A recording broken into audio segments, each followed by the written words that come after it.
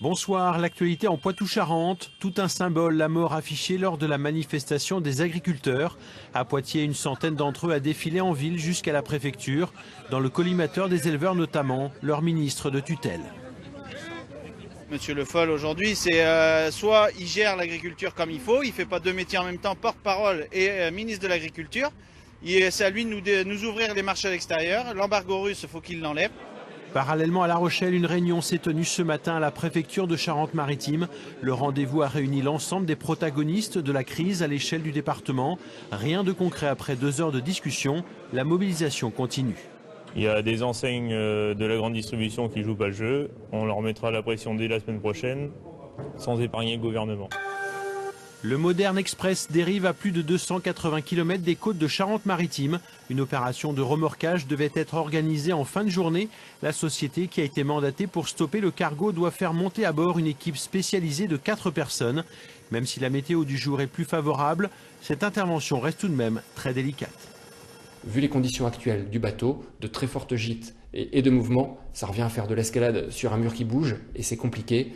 Et c'est pour cela que c'est étudié pour voir s'il y a un mode d'action, une solution pour permettre de mettre à bord les personnes sans engager leur vie en prenant un minimum de risques. Le groupe Rochelais CGR se diversifie. L'un des poids lourds français en matière de diffusion cinématographique développe depuis quelques années son activité dans l'hôtellerie. Sa dernière acquisition, le centre de thalassothérapie de Châtelaillon. Le montant de la transaction restera top secret, mais le nouveau propriétaire le sait, c'est avant tout une vue et une situation qu'il achète. Son ambition, faire de ces locaux vieillissants la destination numéro 1 de la thalassothérapie dans le département. Première étape, moderniser au plus vite les 2 hôtels. Ce bassin vit donc ses derniers jours. C'est la piscine actuelle qui va être complètement cassée, reconstruite.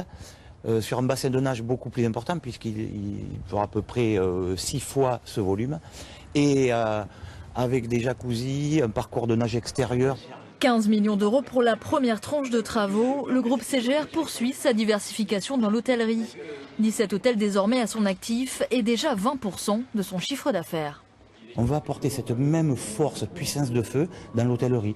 En l'occurrence là, à Châtelaillon, ça sera avec une piscine extérieure, avec un spa, avec une thalasso complètement remise au goût du jour. Essayer d'apporter ce qui est de mieux pour nos clients. Plus beau et plus grand, la capacité d'accueil du centre de thalassothérapie va augmenter d'1 tiers. L'enjeu, c'est donc de capter une nouvelle clientèle. En semaine, nous avons une clientèle senior, une clientèle souvent de personnes qui sont inactives. Le week-end, la clientèle est plus jeune.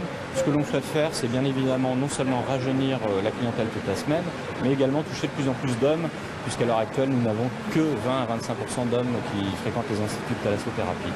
Le permis de construire sera déposé cette semaine. Dès lors, les travaux pourront commencer tranche par tranche pour éviter toute fermeture. Livraison prévue courant 2017. Angoulême à l'heure du 43e festival de la bande dessinée et cette année le Japon est à l'honneur. L'occasion de découvrir un auteur, Minetaro Mochizuki, et son album Chisakobe, édité au Lézard Noir, une maison d'édition poitevine. C'est l'histoire d'un jeune charpentier qui doit sauver l'entreprise familiale après un incendie. Un album intimiste, sobre et tendu, un tournant dans la carrière du mangaka, très populaire dans son pays. Mon manga que j'ai dessiné juste avant Chisakobe, il y avait consciemment et volontairement une volonté donc de changer. Alors ça ne veut pas dire pour autant que je dénigre ce que j'ai fait jusqu'ici, mais ça constituait un vrai challenge pour moi d'aller vers quelque chose de totalement nouveau. Minetaro Mochizuki est nommé dans la sélection officielle du Festival de la bande dessinée. Enfin, une idée de sortie, un festival de musique à Poitiers, le Week-end électro, ou comment faire découvrir la nature complexe et multiple de la musique électronique. En ouverture hier soir, la reprise de La Messe du temps présent de Pierre-Henry, le père de la musique électro, une pièce créée en 1967, une commande de Maurice Béjart pour un ballet qu'il donne au Festival d'Avignon. Cette œuvre n'avait jamais été encore jouée sur scène, en public.